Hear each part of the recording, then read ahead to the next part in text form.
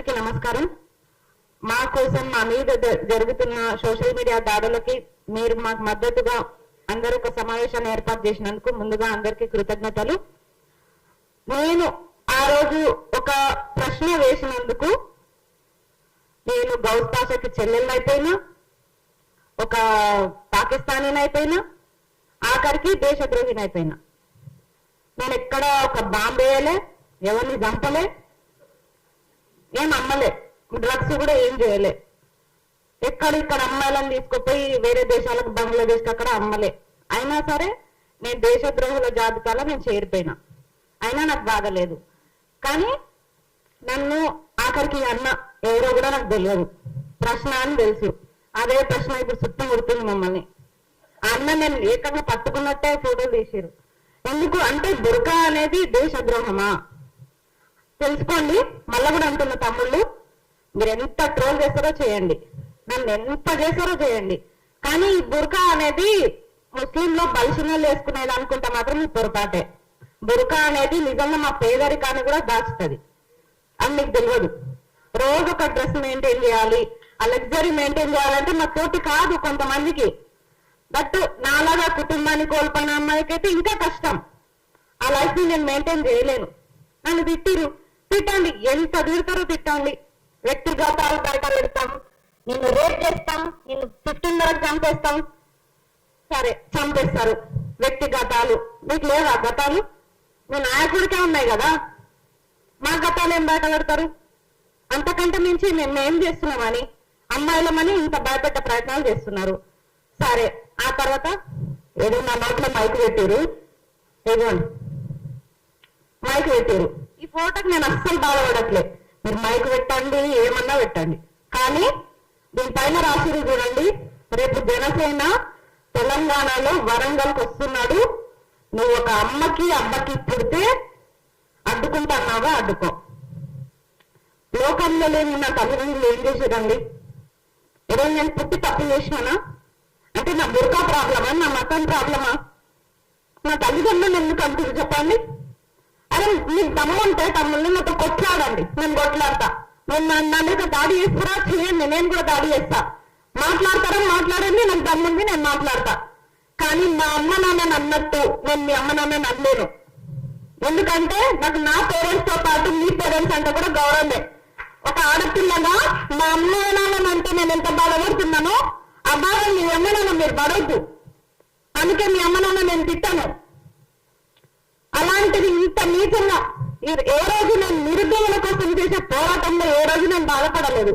కేసులు వేయించుకున్నా, ఎదురుపోయినా, అబ్బాయిలతో సమానంగా కొట్లాడినా. కానీ ఈ రోజు బాధపడుతున్నా అంటే కేవలం నా తల్లిదండ్రులు నన్నందుకే. నా తల్లిదండ్రులకు మంచిగా నేర్పారు. మరి మీ తల్లిదండ్రులు మీకు ఏం నేర్పించారు? తమ్ముడు అంటే పదం ఏందో నాకు అంత బూటేందో నాకు తెలియదు. ఒక తమ్ముడు అన్న పాపానికి ఈరోజు నన్ను మా అమ్మ నాన్నని కూడా తిట్టే స్టేజ్కి తీసుకొచ్చారు. నేను చెప్తున్నా కదా, మీకు దండంటే ఇప్పుడు కూడా చెప్తున్నా, మీ ట్రోలింగ్స్కి ఎవరు భయపడరు. ఎంత ట్రోల్ చేస్తారో చేయండి, కానీ మా అమ్మ నాన్న జోలికి వెళ్ళకండి. వెళ్తే మాత్రం బాగుండదు.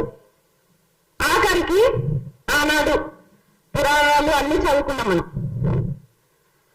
ఎంత అగ్నిగుండంలో నుంచి పుట్టిన ద్రౌపది 5 మందిని చేసుకొని బద్నాం అయిపోయింది.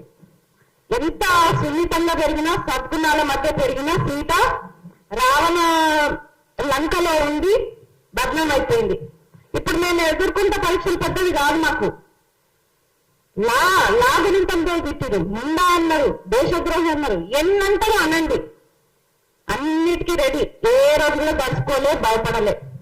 నా తల్లిదండ్రులు నాకు అది నేర్పలే. కానీ ఈ రోజు నా తల్లిదండ్రులే అంటే నాకు బాధ అనిపిస్తుంది.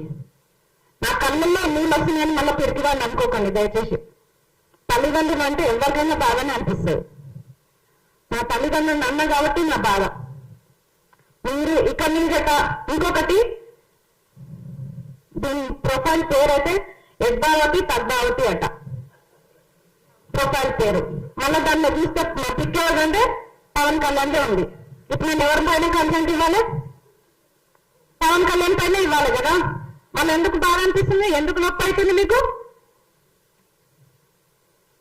మీకు మూడింది. ఫస్ట్ ఆఫ్ ఆల్ మీరు ఎన్ని ట్రోలింగ్ చేస్తారో చేయండి, ట్రోలింగ్ ఆపమని మేము పెట్టాలి. ఇంకొకటి మనకి ఇన్ని చట్టాలు ఉన్నాయి, ఇన్ని షీటింగ్లు ఉన్నాయి, ఇన్ని ఉమెన్ కమిషన్లు ఉన్నాయి, అయినా సరే ఇలాంటి పరిస్థితి వచ్చింది మనకి ఇక్కడ. ఎందుకంటే బాధితుల మనము కంప్లైంట్ ఇచ్చి మనం ఎక్కువ తిరగాలి. ఫస్ట్ ఆఫ్ ఆల్ వాళ్ళు దర్జాగా ఉంటారు. ఇది ఎప్పుడు మారుతుంది ఈ సిస్టమ్? మా కోసం ఏర్పాటు చేసిన ఇన్ని పోలీస్ కమిషన్లు, ఇన్ని చట్టాలు ఎట్టుపోయినాయి. అయినా మేము తిరగాల్సి వస్తుంది. మేమే కంప్లైంట్ ఇచ్చి మేమే 100 సార్లు తిరగాలి, ఆడేమో దర్జాగా ఉంటాడు. కాబట్టి చట్టాలు చాలా వేగవంతంగా 24 గంటల్లో చర్యలు తీసుకునేటట్టుంటే బాగుండే. ఇంకొకటి ఆ గౌస్ పాష అన్నారు కదా, గౌస్ పాష మీ కష్టంలోనే ఉన్నారు కదా, నా అన్న అంటారు కదా. గౌస్ పాష మాత్రమే కాదు, బండి భగీరథ్ కూడా మా అన్ననే. ఇద్దరిని ఒకటే తాడికి ఉరేయండి, ఒక్కటే తాడికి ఉరేయండి, ఇద్దరికి ఒకటే శిక్షణ అమలు చేయండి. నేను అడ్డుపడితే అప్పుడు నన్ను తీసుకుని పాకిస్తాన్ లో వదిలేయండి. Thank you. నాకు ఇంత మంచి అవకాశం ఇచ్చినందుకు అందరికీ thank you. Thank you Usma. Next Viplav.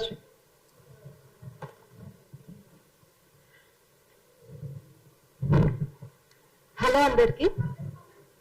Last 3 days గా నేను ఎవరో తెలిసిన వాళ్ళు, నాకెవరో తెలిసిన వాళ్ళు, తెలియని వాళ్ళు, పెద్దవాళ్ళు, ప్రతి ఒక్కరు చాలా నాకు ఒక భరోసాని ఇచ్చిండ్రు, నాకు ఒక ధైర్యాన్ని ఇచ్చిండ్రు, నమ్మకాన్ని ఇచ్చిండ్రు. నేను ఇంకా చచ్చిపోయే వరకు ఇదే ఫీల్డ్ లో ఉంటా అని నేను ఈరోజు బల్ల గుర్తి చెప్పగలిగినటువంటి ఒక ధైర్యాన్ని ఇచ్చిండ్రు. కాబట్టి మీ అందరికి చాలా చాలా చాలా చాలా థ్యాంక్స్. ట్రోల్స్ ఈ రోజు స్టార్ట్ అయినాయి కావు, నాతోనే స్టార్ట్ అయినాయి కావు, నాతోనే ఎండవాలని నేను అనుకుంటున్నా. దానికోసం నేను ఫైట్ చేస్తానని మాటిస్తున్నా. సావిత్రిబాయి పూలే నుంచి మొదలుకొని ఏదో ఒక రూపంలో మొదలైనవి. ఆ రోజు రాళ్ళిగ్గిన వాళ్ళు ఈ రోజు బూందులిగ్గుతున్నారు. నిజానికి అందరికీ తెలుసో తెలియదో, నేను 2 ఏళ్ల క్రితం మొదటి వీడియో చేసినప్పటి నుంచే లకారాన్ని నాకు బిరుదుగా తీసుకున్నా. ఆ రోజు నేను రెడ్ లైట్ ఏరియాల పైన లారీలు ఆపినా, లారీల దగ్గర పడుకున్నా. నేను ఆ రోజు 2 ఏళ్ళు అయిపోయింది. ఇప్పుడు మనం 2nd anniversary జరుపుకుంటున్నాం అనుకుంటే నాకు అస్మాక విషయంలో చాలా బాధ ఉంది. ఎందుకంటే ఆమెకి అడిషనల్ ట్రోల్స్ ని మాత్రమే కాదు, మతాన్ని కూడా ఫేస్ చేయాలి, మతోన్మాదాన్ని కూడా ఫేస్ చేయాల్సి వస్తుంది. సరే, నేను ఉస్మానియా యూనివర్సిటీ జర్నలిజం స్టూడెంట్ గా చాలా రోజుల నుంచి ఆల్రెడీ క్వాలిటేటివ్ రీసెర్చ్ అనేది చేస్తున్న ట్రోల్స్ మీద. దాని మీద నేను ఒక నిర్దిష్టమైనటువంటి ప్రణాళికను రాస్తున్న సందర్భంలో ఈ ఫోటో నా కళ్ళబడింది. అందుకు నేను ఫీల్ అవుతున్నా. ఎందుకంటే అరే ఈ 3-4 రోజులు నేను ఏం పనులు చేయలేకపోయినా కదా, నా వర్క్ కి, నా బ్యాక్గ్రౌండ్ వర్క్ కి ఇది కొంచెం ఆటంకం అయ్యింది అనేటటువంటి బాధ తప్ప నేను ఎక్కడ తగ్గలేదు, నేను ఆగట్లేదు. ఈ 3 రోజులు నా ఫేస్బుక్ లో, నా యూట్యూబ్ లో పోస్టులు, వీడియోస్ రాలేవు అని సంతోషించే వాళ్ళకి 3 రోజుల నుంచి నేను ట్రోలింగ్ కి గురైనా. మార్పింగ్ దగ్గరే ఆగలేదు. 3 రోజుల నుంచి నేను లకారాలకు గురైనా. ఎక్కువగా నన్ను ట్రోల్ చేసే వాళ్ళు జనసేన, బీజేపీ, ఆర్ఎస్ఎస్ వాళ్ళు ఉంటున్నారు. ఇక నేను ఎమోషనల్ గా మాట్లాడాలనుకుంటే నేను ఎమోషనల్ అవ్వను. బట్ మీకు ఎమోషన్స్ ని గుర్తు చేస్తా.